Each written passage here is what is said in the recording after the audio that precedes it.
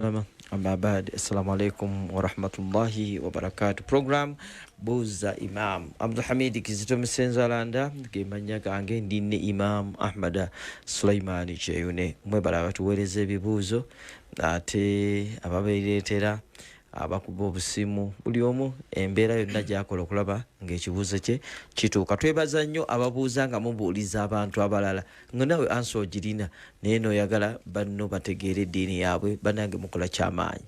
Imaam kankusabe olamuse kubatuwuliriza. Tulina bingi bye tukola nga tulowooza nti bituufu. Bwe biba nga waliwo bye tukola nga tulowooza nti bituufu nga si bituufu otuwabule. Bismillahirrahmanirrahim. Alhamdulillah thumma assalatu wassalam على أشرف الأنبياء والمرسلين أفضل صلوات الله وسلامه وبركاته عليه أما بعد والسلام عليكم ورحمة الله وبركاته. وعليكم السلام ورحمة الله وبركاته. وبزا الله تبارك وتعالى أشاتو ودوفو وانغاز muhimu ebiyambako omuntu agenda okuyimirira mu maaso g'abantu atujjukize nga yeteekateeka tukyali ku al-istidad at-tam okweteekateeka okujjuvu nga tunagenda mu dalasa tunagenda mu juma kwe kuba nti bitwala bye omaze okulonda topiki taddeko aya ne hadithi osibako ekyafaayo qissa osibako ekyafaayo mu ebyo ebyabatusooka abalongoofu kiyinza okuba kya mirembe gy'emabega ennyo mu bannabbi abaasooka kiyinza okuba kya mulembe gwa nabbi Muhammad sallallahu alaihi wasallam oba sahaba mubatabe oba mubatabe tabiina oba emirembe emirala naye ekimu ku bijjayo nnya ebijjayo message tugitegere bulungi kyafaayo era kyobola abasomesa bonna nga atera nnyo okwetolera mu byafaayo ate abamusomesa mulungi ebiseera ebisinga omusomesa yenna ebimu kubifuula omusomesa okuba nti mulungi ebimu kwe kubanga abamu ne qissa naye nga si bunyonyi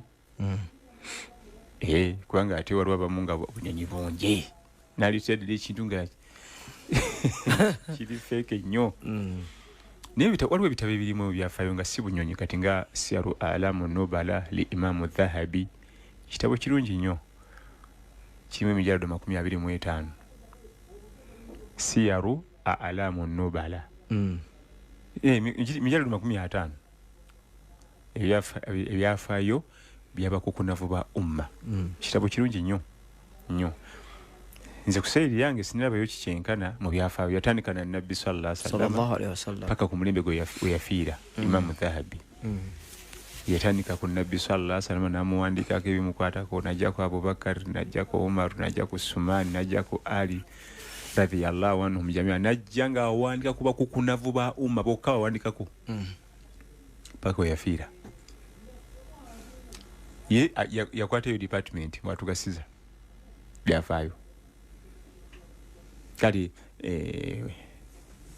qissa ejjayo obulungi nnyo message era kitagisa naye ekiva mu kuba nti osoma nnyo ebitabo kiva mu kuba nti biidhnillah osoma nnyo n'ogwa ku kino mu kusoma ennyo ogwa ku bintu bingi ogaziya obwongo nnyo ntera okunyumiza abantu baffe nti lumu nalinya akanyonyi nentula n'omukyala nga mu Europe naye nga alinga myaka 7 plus ng'olabira ddala nti ayiisa aweddewo naye nga ateddeko bugaalubindi asoma akatabo ka novo nenkalingizaamu nga kamukwano naye oluvannyuma baleeta ebyokulya ntunyumyamu nemubuuza nti ndabye osoma novo ya mukwano ogyagaza ki kwegyo emyaka omukwano ogwagaza ki nanga nti nze nkimanyi nti gyokoma okusoma gyokoma okubeera omugazi ngazi ya bwongo gyokoma okusoma gyokoma okuba nga olina reasoning capacity ey'amaanyi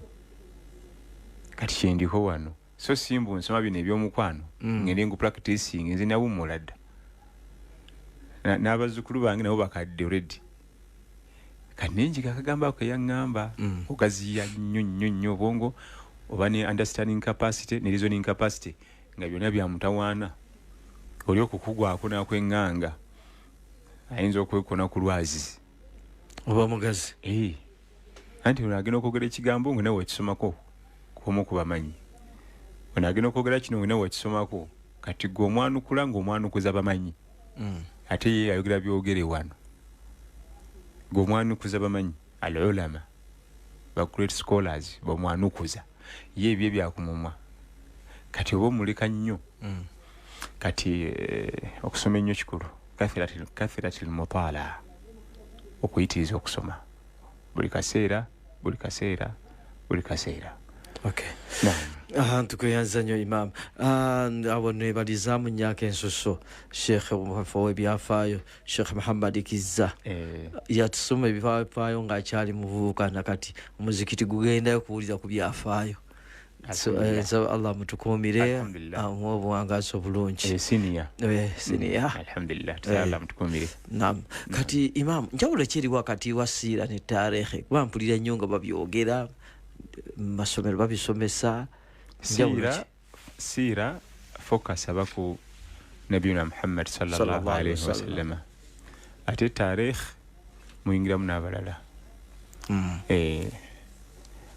oba ebiseera ebisinga siira bekijja abagenda kuleta muntu oyo omu gwagambye tyamido bya musenza alanda yeka ye taarikh azita ati banji era kyobalaba baga nti taarikh wena kulaba khulafa bayingiddemu Abubakari bani bazze radiyallahu anhu ne kasaga nti asiratu nabawi manya aleta nabiyeka sallallahu alaihi wasallam era atandika nabajajabe Abdul Muttalib jatandikira naita Abraha bazzo kumenya kabaawo mama Amina ali lubuto bishi ne bamuzaala ntandika okugira nayonka najja bamukuleetera nga buli wiki bakulaga wali mpaka kufa buli wiki kumaka wejiti era nabi Muhammad sallallahu alaihi wasallam mu bannabi bonna yeyeka aina siira okuva nga tanazaalibwa nga bazadde bafumbiriganwa mpaka kufa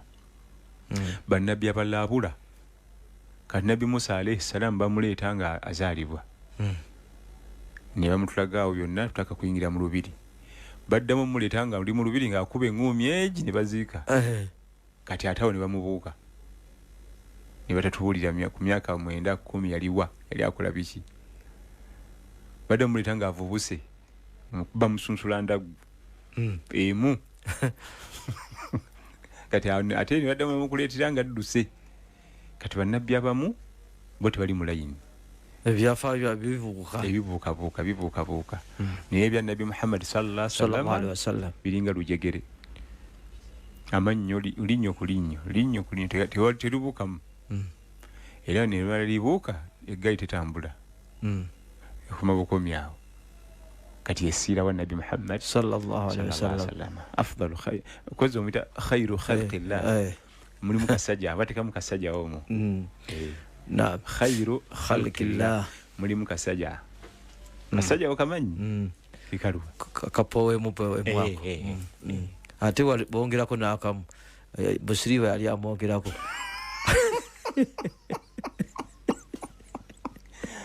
khairu khalqillahi kullihim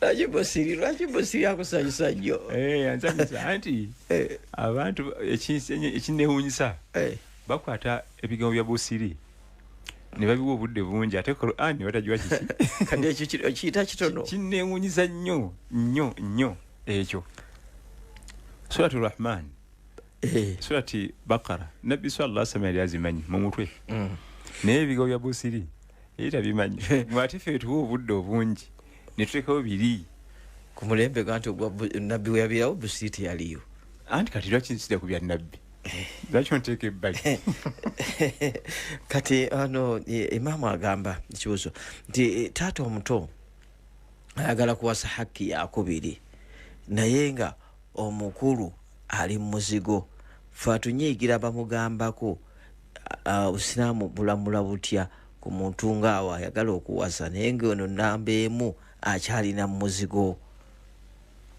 akati omuzigo si kyekikula waliwo abantu baagala okubeera mu mizigo nga bo baagala naye ng'alina obusobozi naye nga gwe gumu emirembe gwe guli okumpi oba n'emirimu naki ekyo kimu ekyokubiri ogwamu gwa mujjukiza naye tetujjaga tumuteekeko ekifuba n'amaanyi nakitugwa ntugayina tuyisiga ntujja kuleeta kabangali ya poliisi bamuteekeko mujjukize era omujjukize nti ebitendo obukwakuliza obulina okujjula olyoke wase abakyala basukka kw'omu bwe buno akasooka alqudura almaliya oteekeddwa okuba nga finance omaze okuba nga obitereeza obusobozi bw'emmaali ekyokubiri alqudura aljismiya physique omubiri nga gusobola okukola ekyo so si oliganyegenya ekyokusatu aladala bwenkanya ojja kusobola benkanya naye waba nga talina ssente nga neeno renti na lutalo naki aba takkirizibwa obusiraamu tebumukkiriza kubanga naye kennyini agenda bafuna byonna bimutame ngene bamusaba renti neri renti ne basaba za ddwaliro neri za ddwaliro ate mu layini eyo bazisabisa fujjo layini bwetuuka awo bazisabisa fujjo naye n'abakyala banne batye ku Allah tabaraka wa taala wadde ate muno olaba yeetisse nnyo ate era n'omukaluubiriza yabasaba ki nze namutuma abawase n'ayongera namu ebitaliimu n'akaluubya n'akyusa n'essomero ly'obadde oteekamu n'ateekamu gebbeeyi anti sente zikubaga ebyo si birungi abamu abakyala baba nga yalina omwana gw'otali naye ng'ali ne maama we buli wiiki alwala ate oba naye wano ng'omulina ewaka simukiba sente z'eddwaliro nezifuuka ez'eddwaliro jamaani mutye ku Allah tabaraka wa taala oba bulyaze amaanyi ate bw'alwala bamujjanjaba nga minisita kamaleeriya katini 6,000 kasenyiga kokakoka 35 noga nti wange eryo ddwaliro lyojjanjabiramu ndio lyakula litya kumbe ali mu kubba era abavuka bino kimanya nti n'okusaba Allah kusaasira wobeera abana bwe baba babeera naye nti waliwo omukyala ali Masaka alinayo 2 waliwo omukyala ali Mirayana alinayo kamu obwo tebulwala busula butudde ogira tajjanjaba abaana bwe musaba sente z'okujjanjaba tazimba naye ng'omwana alwala buli wiiki taweza wiiki 2 nga talwadde kumbe kulimba bamukuwa n'abeera awo tulaba bw'alwala bannyabo kale wadde obufumbo tebwatambula si lutalo obufumbo bwagana okutambula alhamdulillah khalas kiwedde si lutalo wallahu a'lam. Okay.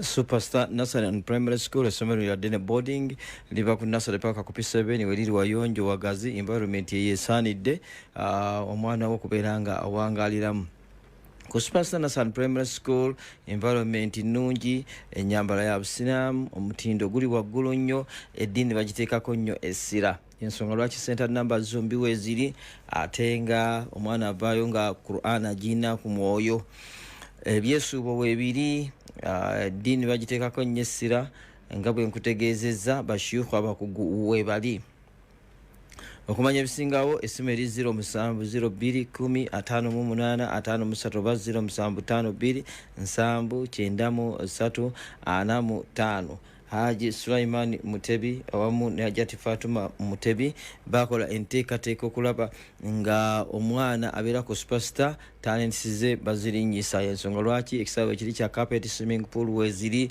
ate nga abadde n'entambula weeri essimu eri 0702 10,553,792,793,45 ate nga Press Majani Siraji wa Mulimba Musiga ku migati alimu 2 Moni genda mu supermarket ekuli okumpi obedduuka erikuli okumpi omufuna abasuubuzi mugende mu Chapa General Enterprises wali mu Kikuubo obozinda mu Busakedi abennyini Haji Rashid Senyonga atulirawo ddala kati mu abakola keeke emigati mweyambisa akeekereza kinene nnyo ate nga amagoba ofuna mangi abagenda ku mikolo mbaga kwanjulwa mugende ne Prestige Majali natenga mukalwe Enterprises Uganda Limited kwanjula hardware ya gagadde ekirungi nti Haji Abbas mutiyaba yazikulia kadi biri kimu kyonna kyalina kirungi sementi emitayimbo emisumali emifaliso tanka amabaati langi ya buchika tiles plywood ebyamasanyalaze bano basangwa kodi Kampala Rashid Khamis Road kusenga jabali okuyana Shell Masaka Road ne Wampe Ugaza Road esimeri 070M 16 070M 05 15 15 ekibuuzo kirala kyabuuza nti Imaam, kubanga abantu buli musajja abasinga mu Qur'ani bakwatayo aya emu yokka egamba nti Katonda yatulagira kuwasabana. Kubanga buli ekyo teri musiraamu atakimanyi omusajja.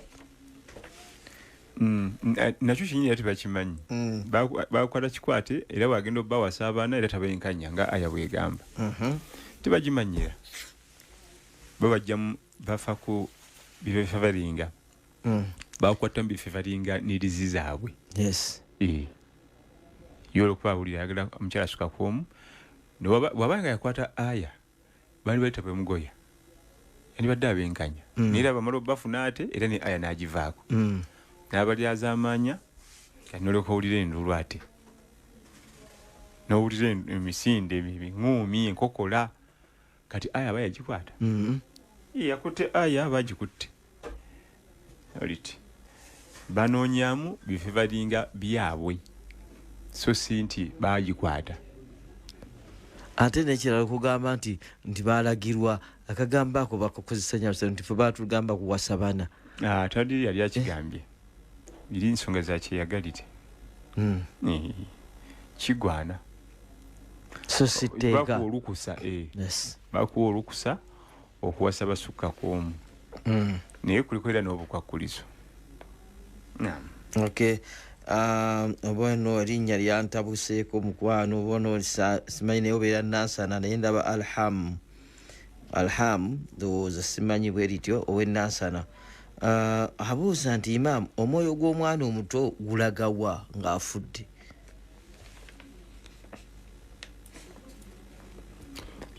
Emyoyo gizibwayo waggulu. Oba tuziika ne gizibwa mu body. Kyekigambo kye tumanyi ku nsonga eyo. Oba muto oba mukulu. Gigibwa mu body? Ne bamala tuziika ne gikomezebwawo. Kyekigambo kye tumanyi ku nsonga eyo wallahu a'lam. Okay. Agamba nti singa Imaam ebadde Yidi, Imaam n'asoma n'aleeta takbiraati 7 mulaka esooka kati eziddako n'aleeta eno yokka emujjulula n'atadda mu kuleeta ndala, tumukole tutya? Oyo akolebwa atya? Aba yeerabidde. Aba yeerabidde. Tusobola mujjukiza. Waba tandika okusoma al-Fatiha tusobola mujjukiza. Bwaba takijjukidde tusireka kubanga nazo ziri sunna. Tuzireka ne tugenda maaso n'ebirala. Naye nga kikubizibwa Imaam ng'anaasaza Yidi okusooka okuddamu n'agisoma n'arivayizinga. Amanyi nti era akesooka takbira 7 ey'okubiri 5 n'akolamu ku practice awo. Kubanga kyangu kyakwerabira. Nnyo. Kyangu kyakwerabira. Yuli asobola okusaza essola y'omufu ne mugenda ku maviivi ne sujuudu nga yeerabidde. Kyokka nga manyi nti emuli mu maaso. Nga luka yinyiri nga sse. Nga yeerabidde. Olidde okwerabira okujjako Allah tabaaraka wa ta'ala teerabira. Wa maa kaana rabbuka nasiya. Ye teerabira. Nga kitendo kya wansi. Naye ffe essaawa yonna weerabira. Era bw'obanga onoosaza Yidi ng'oluusi olinamu obuzibu bw'okwerabira, teekawo omwana awe mabegawo omugambe mubeere mwenna. Imaamu ekituufu mu butuufu Imaamu alina kuba ne ko Imaamu. Ko Imaamu kyeki mu Luganda? Munne wanaamuddirira. Bwe baba naye awo amuyambako. Ate nno bw'Obusiraamu bulaga nga babeera nnyo naye nnyo akuyiga n'embeera zo. Kubanga waliwo abamu nga weerabira akola bukolozi ye ng'amanya nti weerabidde. Nga Sekahuzaifi e Makka e Madiina kasi olya nga akolola aye beemubuze asirika n'akolola kati ko Imaamu ye aba kimanyi kikasi akola ekyayagala kino. Kati nino mune tebisoboka wane waffe tuli banaku ng'onomujja onomusasozaaki wane waffe tebisoboka tetubisobola naye nga ko Imaamu kikulu nnyo. Aba akumanya embeera zo, aba akumanyi naye tuba tusoma busome Qur'ani mu swala amanyi areas ezikutabula nga aya amanyi eyo aya ekutabula mu swala ne wali mu muraja ebe kutabula. Nejja neyingira mu jinnaayo nezambalagana bbiri eri mu ssula ndala nene eri mu ssula ndala kati yo olwokuba baatera okuwuliriza bakimanyi era bakisuubira nti agenda kwenetera omutawaanya neyeteekateeka okuyambako wallahu alam. Okay, tukweyanziza naye kakati Imaam omuntu bw'aba nga asaala kimwetaagisa okusaalayo okuvunnama oluvunnama lw'okwerabira singa azirese aba akendeeza musala. Okay, abajja kuvunnamayo mu luvunnama lwe tuta sujuudu saahawo. Okay, oluvunnama lw'okwerabira. Okay.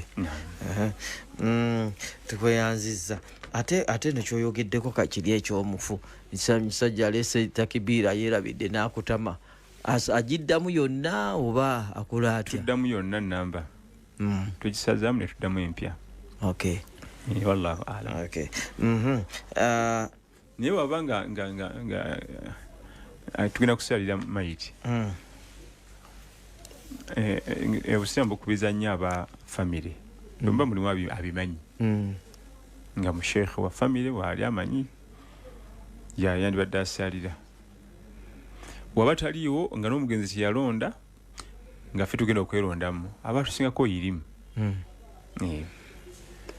aba tusingako elimu yabakulembezebwa so si yakwata Qur'ani nyingi yakwata Qur'ani nyingi tulwawo mukulembeza musala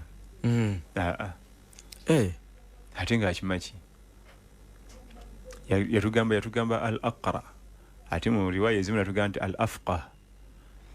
Al-aqra ye musomi ayatula ennyukuta obulungi so si yakwata ekingi ya ummul qawm aqra'uhum likitabillah nasaazanga abantu yayatula Qur'ani obulungi so si nti ahfadhuhum tiyagamba nti ya ummul qawm ahfadhuhum likitabillah anaakulemberanga abantu yakwata Qur'ani ebitundu ebingi yagamba kusoma ayatula ennyukuta neziva mu bifo byazo amanyi ahkamu nuni sakina wa tanwin azimanya yazawula amanyi iqlab ennyukuta ezingira mu zinnaazo ezeekweka mu zinnaazo ez'okwolesa oyo niwe bataweza juzo. Okay, nga waliwo wakulani namba wali nga tabitereeza ono ataweza juzo yani otusaasa era muzimu ku nsobi ezikolebwa wano waffe Uganda zeezo balita ahfadhu ne baleka al-aqra kubanga sitalina takwata kinene addingana eyesuula wegiseera gyagirwadasoma bulungi addingana eyo al-aqra ataddako al-afqah wafiki anti tuyinza kuba mukugu mu figi nga tumanyi Qur'an wafigi era abeera aqra oba musomi. Wallahu alam. Waliyo abantu bangi nga bayivu nnyo mu butuufu naye ng'alina ennyukuta eyagaana olulimi lwe nga teyitako bulungi siwali buzibu kisoboka bulungi era tekirina buzibu naddala kati nga ffe abagwira mu lulimi Oluwarabu ffe batulekeramu kasepulingi ako tebatukoona nnyo era osanga abaana ddala ababiguddemu mu bukulu olwegaana atandise nga muto kizibu kimwangoira naye ababiguddemu mu bukulu wabayo ennyukuta nga ye talya gyatula hatta n'Abawarabu bennyini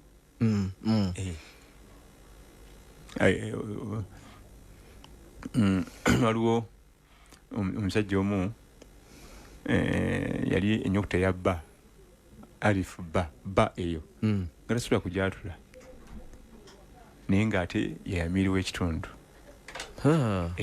eyo Mbawarabu myaka gyadda kati nga yamiru waabwe naye alina sekretale kati bajja bakyaza khalifa omukulumbeze wa umma ajja akyalira ekitundu ekyo kati n'agamba sekretale nti mpandikira kyengenda okusomera amiru waffe nga za khalifa wajja wano khalifa nina opuresentingayo pepa musomere babanga basajja bagezi nnyo mpandikira ekiwandiiko kyengenda okumusomera naye weewuunyisa yakitunulamu ng'oli akiwandiika aba ayimiridde bw'ati mu lujjudde omugenyi yavudde e Makka omukulu atudde wali n'abagenyi bali awo ne bamukwasa ekipapula nga mulimu bba nnyingi nnyo nnyo nnyo oli yakikola kigenderedde amuswazi amulabise olwakitulamu bw'ati nga bba nnyingi buli wali bba yateekawo ra buli wali bba yateekawo ra nekisigala nga kikola makulu nga bwe yakiwandiise yaga nti amara amiru umara an tuhfara albira fi lqarya buli wali amakulu ge gamu nti omukulembeze tukusaba ku kyalo kino tusimira oluzzi bba zonna nazijjamu kubanga yali agenda kuswala amiri gwe twawa omulamba ennyukuta ya bba tasobola kujatula bwe yakitulamu baali basajja bakagezi mu nnyo bwe yakitulamu bw'ati n'akiyisaamu amaaso amanya nti nswadde ono omwana yanteeza akakodyo ng'akigenderedde obwongo ku masanyalaze ge buddukirako ennyukuta nagenda ng'agijjawo yali yesunze omulabisa yalabika yakakasa sikangu yakakasa nti abamu obwamiiri baali batuufu muyiiya nnyo mu sekendi seeso zokka jjukira bakukwasiza ekiwandiiko somera omugenyi omukulu awulirize awo wokka wokka yali amaze okukikyusa kyolaba omusajja omulabu waba mugezi aba muzibu nnyo waba mugezi ogenda omukolako obufere nga yakulabye dda oluusi akulekera bulekezi akali mu Afirika sendi talina munaku kamuwazire tolowooza nti aba tamanyi aba yakulabye dda ogenda okukola obufere oti nga yakutebuse dda kagezi munnyo naam. Okay, tukweyanziza Hood Property Consultancy Limited bebanno ddala mu kupangisa amayumba okuddaabiriza n'okusolooza amayumba nga bapangisa ate nga bambi bakuyamba ne basasula balandiroodi gwe nno n'otandika kubeera nga obanja bubanja bapangisa nga bo bennyini bakyekolera kale abantu bano Hood's Property Consultancy Limited bebanno ddala naddala mu kuyamba ate nga basobola n'okuwa ssente mu advance payment eri landlord bw'oba ng'ofunye ebizibu kati ate gwe n'ogenda ng'oba wampolampola ng'oba bazeesololeza basangwa ku Star Kitebi ku Bitaala oba kubira ku CEO omukulu Jagwe Hood ku simu okumanya ebisingawo eri 07048800 oba 0775882784. House of Zaka and Work for Uganda bakujjukiza okutola zaka mu maaliyo okutuguza emaaliyo gwennyini ate nga otuukiriza empagi eyokusatu ey'Obusilamu osobola okubeera ng'oyamba abeetaavu bambi n'abalina obunyinike oli musuubuzi mukozi wa musaala mulimi takisi bugaloole byonna ebirala bingi nnyo sasula zakayo mu House of Zaka and Work for Uganda osobola okusasulira mu Tropical Bank, Cairo Bank, DTB ne Pride Microfinance okumanya ebisingawo essimu eri 0777221221 0706551919 basangwa Kodi Kampala Ploti number 9 Periman Gardens opposite Odi Kampala Primary School. Tenga Fresh Mind International Limited bano nno bakuyamba okufunira emirimu ebweru w'eggwanga lino balina obumanyirivu ate nga bakakasibwa ekitongole ekikkiriza okubeera nga abaana babatwala ebweru. Ayagala genda wa Dubai, Abu Dhabi, Qatar mirimu gyegiri bataaga ba cleaners, security guards, office girls and boys. Essimu eri 0704231665 oba 0783183252. Kati onangambye ndi erinnya ndireke agamba nti Imaam njagala kumanya maze ebbanga ddene nga sisaala mwaka mulamba naye nga ntera nnyo okubeera nga neeyambisa nnyo bamaama abakyala mbeera nnyo nabo naga nti akyogedde mugundi nti kati nyina janaba ya mwaka mulamba ayagala kutandika kusaala akola atya? Angambye erinnya ndireke. Ayina janaba ya mwaka mulamba neswala mwaka mulamba akola ki? Anaabe atandika okusaala tajja kuliwaza ayita kati obujjumbize bwe mu swala zino zagenda okutandika biidhnihi tabaraka wa taala wabaaniyinkidde yughfaru lahu ma madha Allah ajja musonyiwa ziri ezayita ziyabuuka naye baba ataddemu obujjumbize naye bw'anaatandika neziro nga zirimu niigiina neziri Allah ajja zimubanja ezayita bwaba ayagala Allah amusonyiwa eziri ezayita taddamu kuteekamu niigiina mu zino ajja musonyiwa ezayita bw'ateekamu niigiina mu zino neziri zikomawo ku boodi yeyo Allah waffe tabaraka wa taala bw'ova mu zambi n'oliviramu ddala tootale gali agakusonyiwa agayita naye odovaamu nga buddamu ate bwogagwamu bwoddamu bwogadugwamu n'amakadde bagakubanja jala jalala. Tuyansiza nnyo Imaam. Kati ndowooza mu kunaaba era ngera naaba aleme kugaa nti ate kola kino na kino na kino na kino naye n'okunaaba kwennyini anaakusobola ya Rabbi akole ki muyitiremuko katono anaaba atya? Simanyi oba mwami oba mukyala oba mwami oba mukyala nga alina enviiri bazisumulule zonna baba mwami baba mukyala oba mukyala nga alina enjala olwozi bagattako babijjeko bagattako ku njala ziri ez'obutonde bannaye kiri haramu omukyala okwata enjala zino ze bagula ne bazisiba ku ziri oba mukolo oba bwalumu oba simanyi agenda kubeera metronbaga oba yenyininyini ye mugole kiri haramu zino Allah ziyakuwa zimala tokookirako ndala naziwunyiza mbu n'obukookwe babuteeka babugula akabeera nga kawiipa k'emmotoka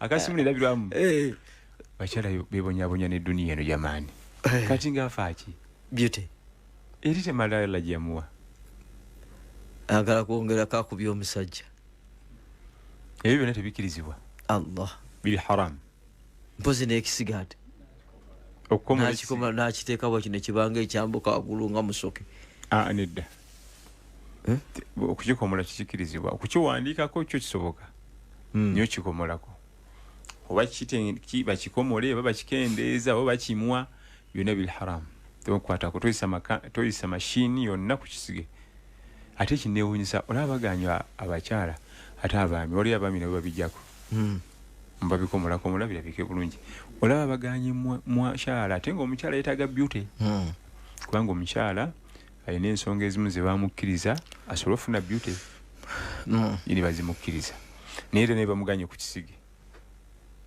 bamuganye okikwatako akirekeko ate olwofe abaami kati bwabanga mukyala yali complicated nnyo enviiri enjala ate ziza okubanga enjala zize naye nga yateekako cutex nebya binaabeko abikuuteko biveeko kati alyoka agenda nabejja nabba nga asuka kunaaba bifo bye ebyensa ebitukula bulungi nanaaba mu ngalo ne sabbuuni nezitukula n'afuna wuzu ey'essala emirundi esatu n'alekayo ebigere kanatandika okukuuta omutwe akakasa nti amazzi gatuuse ku lususu oluli mutwe wansi w'enviiri eri n'ayuirayo ddala amazzi mu nviiri muli ku lususu n'atakula akakase nti amazzi gatuuse ku lususu oluli mu nviiri eri wansi wali olususu kati bw'amala n'atandika okukuuta sayidi ye yaddyo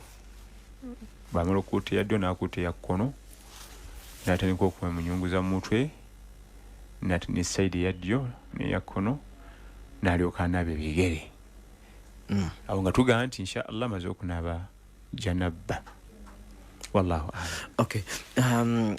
Kano kankibuuze kubanga akisomesaako nga tekigendera ku ekyo naddala nakubuuliza ekigambo kya swimming pool ng'omuntu abadde alina janabba era asooka kufuna wuzu n'alekayo ebigere oba yagenda bugenze neyebbika.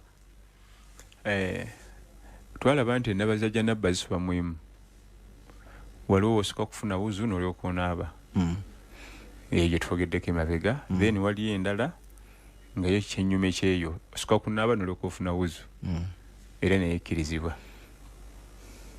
Kati owa swimming pool ate owa swimming pool ye atajjayo amakulu gonna ag'okunaba janabba kubanga ye alwa mu mazzi buli katundu akali ku mubiri ne kayingiza amazzi oyo ye ate mulungi nnyo aba atuwonyezza naye kibuliwo alina okuba n'enniya nti ngenda kuwuga nga kunaba janabba waba talina nniya ne bwawugire essaawa 8 olufuluma amazzi nga tumugamba nti oli mukyafu tokkirizibwa kusaala damonaabe tibadde ali mazzi nti oli mukyafu obukyafu butagambika naye waba alina enniya n'adayivinga mu mazzi n'awugira essaawa ye namba oba dakika 3 abaana bejanabba kubanga n'enviri zonna zitwala amazzi mpaka ku lususu bw'amala afuna bufunyi buzu wallahu alam. Okay. Tukoyansa nnyo Imaam. Abuuza Sumaya Katende agamba nti Imaam njagala kuzzaayo mahale ga musajja naye omusajja mweraguze nti ansobola okumuwa ssente zange ate n'azinkolamu ebikyamu nkole ntya? Waliwo ebigambo bye tugamba abantu eby'obuvuziira n'obuvumu era bye byosanga nti sisita wange sikyamuwa ssente wenzimuwa anjagaliza njavuwale azitwala ku baganga azitwala ku basawo ekigambo kiri kimu yeyazikuwa zolina yeyazikuwa tomumanyi mumanyi ye Allah ataakuwa tasobola kukuggyako. Abantu abamu atya okulabirira n'ab'eŋŋanda ze bamwagaliza yavuwale bamutwala ku baganga ataakuwa tayinza kukuggyako eyo formula gikwate eyakuwa yekka yasobola zikuggyako era singa bwe kyali nga abatatuwa batujjako singa tuli banaku nsi yonna yandibadde njavu kubanga tebatwagaliza naye eyakuwa yekka yasobola okusalawo nti kati yavuwala gwe kutwalira bulaza wo sente ze alye gwe kola kyoteekeddwa okukola mu busiraamu okuyunga oluganda naawe nnyabo bw'oba oyambulidde omwami walamuddiza mahale ge gamuddise ebyo byakwagaliza isi yakolera life yagikola ye Allah ako ketutyako kalaba ako ketutyamu ako nti bajja kunkosa ke kaliko embaga webeera muvumu tuyinza ebyange Allah yabiraninga so si lubaale basi byonna ebiddako omaze obbinafuya naye fe olubeerera oyo sisita oyo omulabu oyo nimuwa emitwalo gyange 5 agitwalirawo wa muganga nga nzira ku nziro Allah yagaba obugagga so si muganga Allah yajjako era yagaba erinnya lyange ntutte ebbanga ddene nga nkolera erinnya lyange ndikolerera ebbanga ddene banga disuula eyali wanika yagisobola dijjayo teri asobola dijjayo bano baba bali wanikayo bano kitegeeza basobola dijjayo naye basi be baliteekayo tebasobola abadan wekyokola tuwulira tukola mazambi tukola ebinyiza Allah ebira bimulekere twemenyera bwereere ng'ali gye yaliyitawa eyaliteekayo nga yagadde dijjayo n'atemya alwawo mu microsecond endala etali microsecond wange mulimu n'ate n'akaleera udu yaleka yakamnyo bakayita waliwo second waliwo microsecond waliwo n'akalala kaba kamanse emisinde naye nkerabidde bakayita kasiketi bakayita batya budiyogera tewali buzibu naye aweddemu alinga kalule Sulaiman bamutwala aweddemu kati ensonga eyo tatya bintu ebyo azeeyo akole eddiini byemulagira ebiyite bimukwatako bali ababikola banamanya n'ebintu byabwe. Okay. Kati era akabuuza akala kabuuza nti Imaamu nakano kanyambeko nti bwobanga wanoba dda naye nga tonnazzaayo mahale olwo gwoba olamulwa otya? Okunoba kirala n'okuzaayo mahale ekirala n'okuva mu bufumbo kirala. Abantu abasinga balowooza nti okunoba obufumbo buba buweddewo obufumbo buba bukyaliwo. Okunoba kiba mu kuba nti omukyala avudde ewaka nga talina lukusa lwa bba naye tekitegeeza nti obufumbo buweddewo buba bukyaliwo. kubanga abantu bafuna obutakkaanya onanyiiga n'asooka agenda keeti tekitegeeza nti obufumbo buweddewo oba bukyaliwo. Okunoba si kwe kumalawo obufumbo. Okunoba tekulina kakwati na bufumbo kuggwawo. Abakyala n'abasinga bwe bakimanyi. Myaka mulamba ndi waka kati nze ndi wa busa. Akyali mu bufumbo. Kubanga eri twasiba ekifundiko ekyo tekina kusumululwa. Kasita oba nga wasibisa amateeka ga Quran al-Karim era gwe n'okusumuluza. So si aqd nikah ekifundikwa ky'obufumbo. Aqd nikah ekifundikwa ky'obufumbo. Amakulu osiibye n'ofundikira. Kati ate tofundukudde ate ogenze wala kusiba kyakubiri. Kiri haram. Amateeka ge yattirawo nga tusumulula ebifundikwa ye talaka. Etteeka eddala ye kholo kweyambulula. Ate mu gonna erisinga okwanguya okusumulula ekifundikwa ekyo omu ku babiri afe. Wakalira bw'ati kiba kimaze osumulukuka. Omukyalo otula butuuzi eddanga weeyongerayo. Naye bwe kiba nga situkoze mugamu kwaga amakulu ebifundikwa bisigala weebiri. Era bakyala boosanga yafumbire wa Haji gundi n'amutawanya n'addukayo. Kati n'afuna omuvubuka omulala awo naye n'amuwoowa naye n'addukayo. Kati n'abeerako ewasenga we n'agwa akola mu factory naye n'amuwoowa. Agenda asiba busibi tasumulula ng'ali mu bifundikwa 5. Kiba kitegeeza obufumbo bonna buno bazzaasiba bufu obwasooka bwe butuufu. Kubanga toyinza siba kifundikwa kyakubiri ng'ekyasooka kikyaliyo. Olina kuyita mu mate okuggyako bino bye basinkana mu akeedi nti jangu tugende ogira omufumbira ne bagenda. Oyo talina kifundikwa. Oyagalya okiyirawo. Ate sinakwaga ffe tumugamba akiyiwe kubanga kiri haramu kyalimu. Tateekwa kukiyingiriramu ddala. Akifulumemu. Bw'olabanga ng'okoze nika manya wesse. Kasita okola nika oba weesibye. Oba oli mwami oba oli mukyalo oba weesiibye wekka. Emala gaviikamu.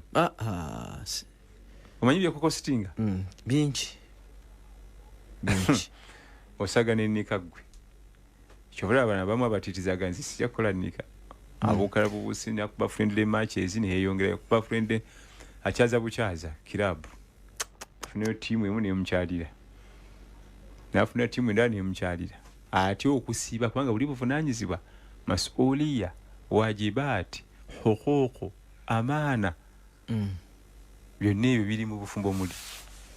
Buvunaanyizibwa rights z'olina zituukiriza responsibility manyi ebimu tetulina mu Luganda.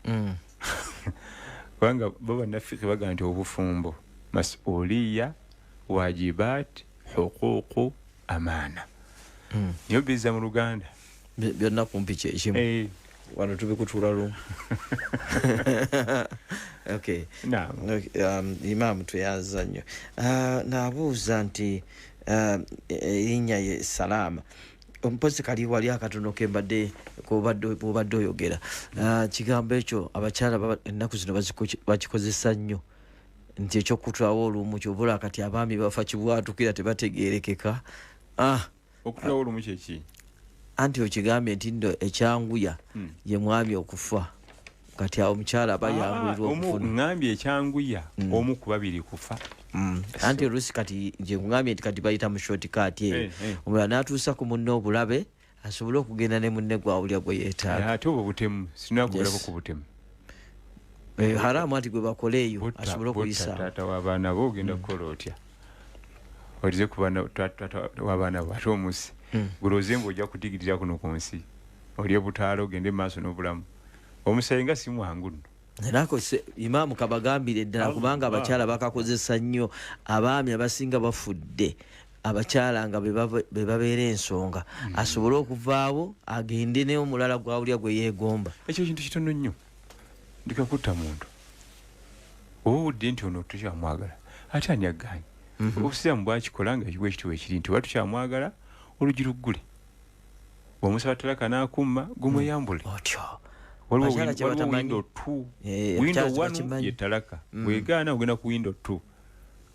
Olina obufulumiro bungi. kayati lwaki ogenda otta omuntu wozo n'ofuna emirembe mu duniya muno ng'oliko omusaayi engalo zonna zisabanye omusaayi ebyeddogo n'ebyokutemula abaami omwami yakukima akwagala ate omulozeeroze yenna mbulwokuba gw'onoonya alemye kulaba balala n'omuleetera kayirigombe tiwali omwami omu yanyumiza nti yali attunka n'ebyamashayaatini ebyo nga bimutawanya talina mirembe sente zigootanye biki naye mbu sheekh omu namugamba naye wali ofunyeyo ku kadde niweesulamu akalogojjo nogamba nti kankyusekyuse bedroom eno ekitanda kino kidde eri mufazi ongwanike bige namugamba nti ate nze mbyagaza ki bya mukazi ti gwe lumu obikolanga naye bw'obimalangayo manya nti olina omukyala mu nju gwe weefuule nti nakyusa kitanda nakujjako omufaliso ongwanike bulangiti egendeko ebweru bino bifulumye bino bidde ebweru bino bigende ebyerimi bekubeko enfuufu wallahi tiyamalako yalemererwa yagwa ku mbugo nga ziyeyo wansi muliyo nga kwe yeebase kati byali akola tibyagenda mu maaso so ng'oli yatamugamba ekyo oli sheekh yali amugamba yali nakyalengedde naye nga tokimugamba direct naga gwefunayo olunaku lumu olongose ku bedroom yo general clinic weka yalaba madamu taliyo ntandika general clinic byali amaze okutabulatabula teyabizaawo byamulema obuuza omukyala munno eyakusima oluusi bibitabuka ate ne biba kumpi na kufa antira ate abaana banasoma batya abaana banabeerawo batya ate omutabudde ebintu byabakyala bikwewuunyisa kyola Allah aga nti inna kaidakunna azim enkweza bwe nzibuzibu sinyangu okolera otya munno olukwe gw'osula naye yakulisa ekyokulya abaana bo yabaweerera fiizi ku amasomero g'ennaku zino ga bbeeyi jama amukolera enkwe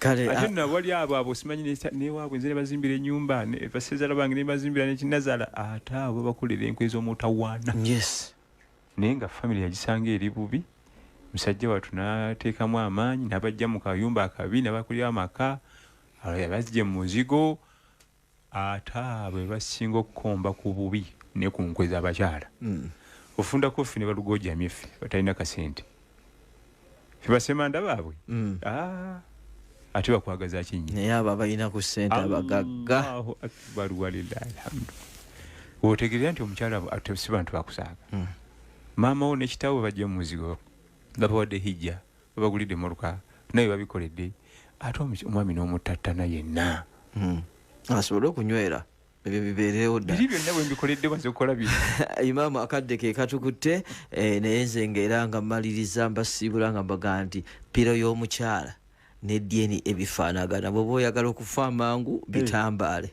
bw'oba toyagala eyo piro kwoteeka omutwe wegiveeko weezizike Abdul Hamid Kizito Musenzala gegange mbadde ne Imaamu Ahmed Sulaiman Kyeyune assalamu alaikum warahmatullahi wabarakatuh.